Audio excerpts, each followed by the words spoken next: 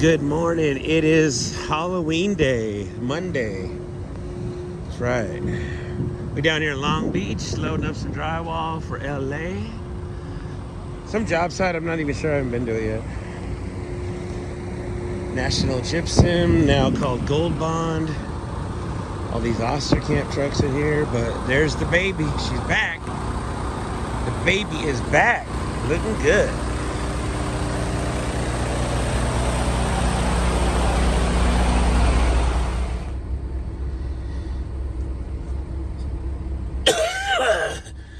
Sorry. So anyway, by this morning, I turned the truck on to warm it up. And the ProStar, if anybody has a Max Force, they know what I'm talking about. When it's cold, especially when it's cold, every morning it'll take about, the truck will start up, it'll idle, and then all of a sudden it'll jump up idle. It'll go up to about 1,500, 1,400 RPM. It'll kind of do like a regen, I guess, or warming up the motor to get it to 170 on the temp, right? Before it drops down. And it'll do that for about 20 minutes. And you should let it do that. You should let it idle at its best when it's idling high like that, and just let it run through its cycle. And then kick it. When it kicks down on its own, you're ready to go. So while I was doing that, I turned it on knowing it was going to do it. Didn't really look under the hood because I figured I drove it back, from the truck wash on yesterday. And I had put like maybe a water bottle of water in the radiator coolant. I didn't think nothing about it. I thought it was a little low, but it wasn't that big of a deal. Drove and got the truck washed. Went home, bobtail the whole way, no big deal. And so anyway, I got back from the store real quick. I went down there to get some water and my goodies. Come back about 10 minutes later, and truck's all aired up and everything, but it's sitting there idling high, of course. And then it's all making this beep, beep, beep, like it's a low air. I'm like, what?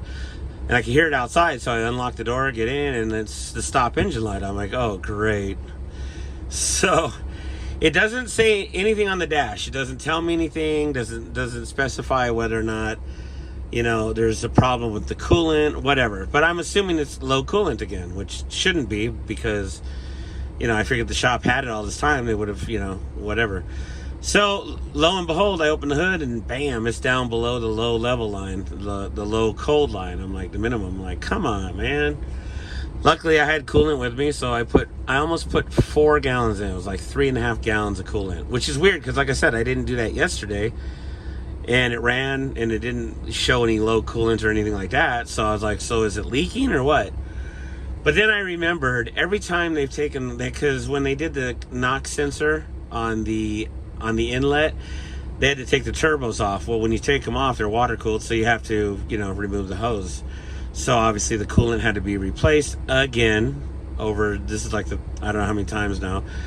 But on the Max Force, you got to let it surge out. So it'll run, you always carry a couple gallons with you because there's always air in the system. You got to let it flow out, and eventually it'll stop doing it and you don't have to worry about it no more. But like after a couple days. So I guess when they were at the shop, obviously it idled and everything, but it didn't drive and run through the system for the EGR and all that. So long story short, I guess the coolant, yeah, I put it in there and it should be good now. When I get loaded right here with the drywall, I'll pull out, I'll open the hood, see where the level's at on the thing. It should be normal because I topped it off. I had the water all the way to the top, left the cap off. Some of it was starting to come out a little bit.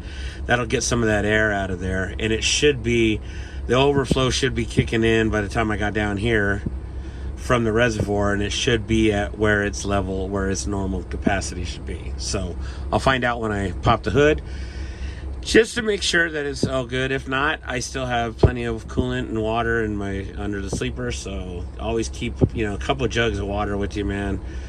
Of coolant, whatever, a gallon of oil, just because that's what you should do as a driver. Whether a driver or an owner-op, you should never, at least carry 2 gallons of coolant. That'll always get you somewhere. So, kind of crazy, but it's one of those things where I'm like, oh yeah, I'm all stoked, I'm all happy about it. Yesterday I posted the video, and then I'm like, damn son, right off, it's Monday morning, and boom, the stop engine light. I'm like, no. And of course I'm thinking the worst. It's been down 2 months.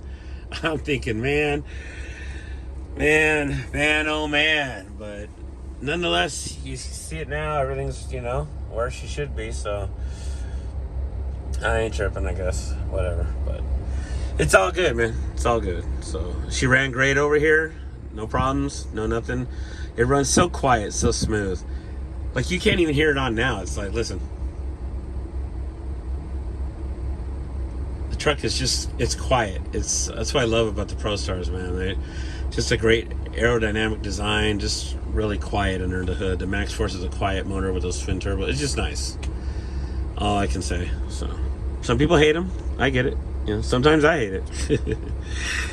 All right, let's get this drywall. I gotta look up this address where I'm going. See how much this job site's gonna be a problem today. So, all right, I'll catch up with you guys in a little bit. And welcome to Halloween. Ooh, spooky. All right, almost done loading me up.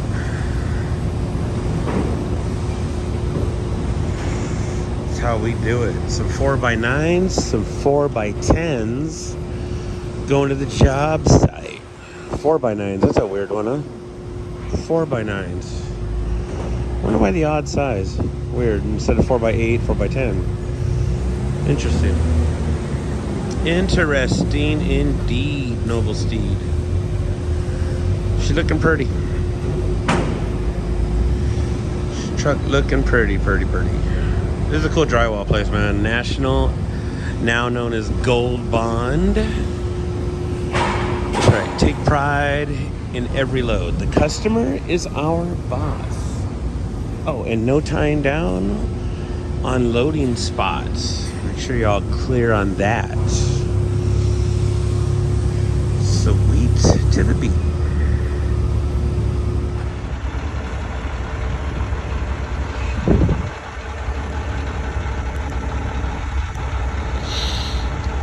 Big boys in town, come on. Welcome to Hollywood, where anything can happen on a Halloween. Hollywood Boulevard, look at that. Yep, where chicks look like dudes and dudes look like chicks. Or you just don't question it anymore. That's how you get in trouble. Janet House, huh? Hustler right here. Interesting. And job site.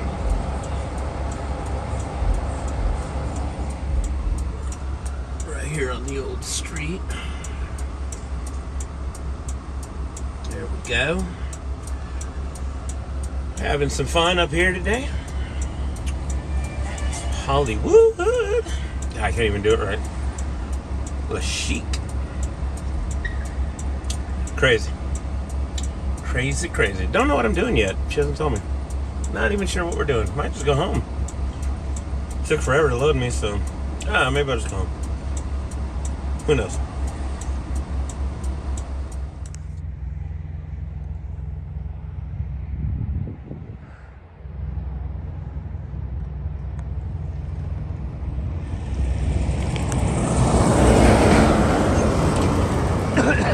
Alright, that's it.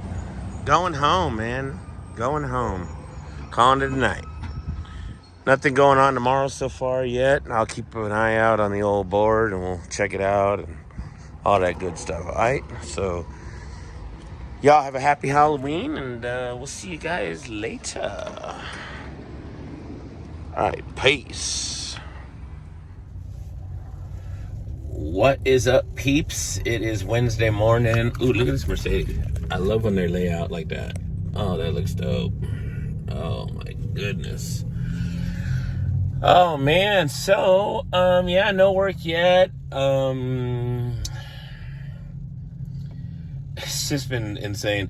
They've had a lot of 7 uploads like I took before going down to San Diego out of Vernon. And I was doing them, last time I did them, they were in the $700 range, right? Now, I was getting those at hot moments. So, in other words, I was getting those when they were desperate and they needed to get that load booked, you know? So, I got those then. But typically, they were in the $550, $600 range at the time when I even got those at 7, right? So, I felt lucky. So, but I've noticed over the last week or so, they've only been going for about 390 to 475 max, 480. So there's one today. It was like 475. It picked up, later on tonight, delivered in the morning, whatever. But yeah, I don't know, man, whatever. But then by the time I thought about it and went back to it, it was already gone. Then Uber hit me up. This guy Muhammad always calls me. He hit me up. We had talked about dedicated runs before. Wasn't really interested in it. So they have a dedicated run coming out of Fontana, the Coca-Cola down there, and you guys have seen me do it on the video before, going to Cisco Poway, right? Same old, same old. They have a dedicated run, I guess, for 12 weeks on an average of 2 loads a week or something like that. I tried to put a bid in on the app for $650, and that was too high. They're like, your bid's too high, you need to come down. Then I put it for $625, the same thing, and then it leveled out at $600. So just to toy around with the idea, because 600 is not bad. Last time I went down there was $650. I mean, it's not great, but it's not, in today's time, it's doable. It's doable. Because it's like, comes out to like 4 something a mile for whatever it is. So I'm like, and I can swing that a few days out of the week and then do something during the week also, and doesn't have to always be the same thing. But I got to wait to hear back from them for a couple days, and then they're going to make a decision whether or not I can do it for 12 weeks. It is what it is, I guess, So we'll see what happens. I don't know yet. Also, I'm going to go on the BNSF app today for the railway, try to get a rail pass, because Mark was telling me he hooked up with it, so I just need to connect with it. And basically, I can go to all the rail yards, and I don't need a twig card, and I can go and pick up trailers and move them around, whether they're empty, loaded, whatever, from like rail yard to rail yard. So LA, I can go to Colton, San Bernardino, Riverside, whatever. I can go all over, and they even have one down at Poway. You can go down there. They have me taken back to LA or LA and back or whatever. And now they're not paying great, but if you can do like if you can do 3 of them a day, and it's consistent, the mileage isn't horrible. I mean, again, something that's got to keep it afloat, right? Keep the bills paid, I guess. So, and I'm going to try to get on Updike today, and because I hear Updike's paying pretty decent for some of their loads, and they're even doing water loads.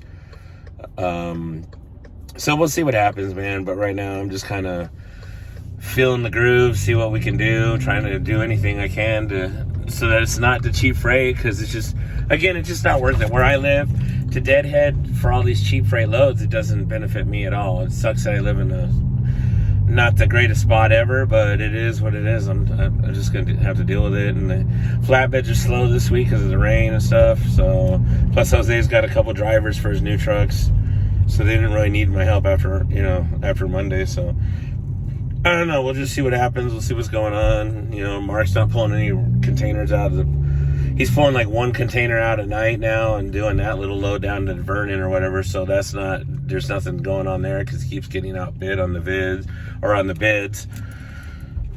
So I don't know, man. It's getting rough. So I'll keep you guys posted. In the meantime, I'm going to go and do some laundry, man. Do my bitch duties, you know what I mean? It's all good. So I'll catch up with you guys later. Just giving you an update. So, all right. Peace.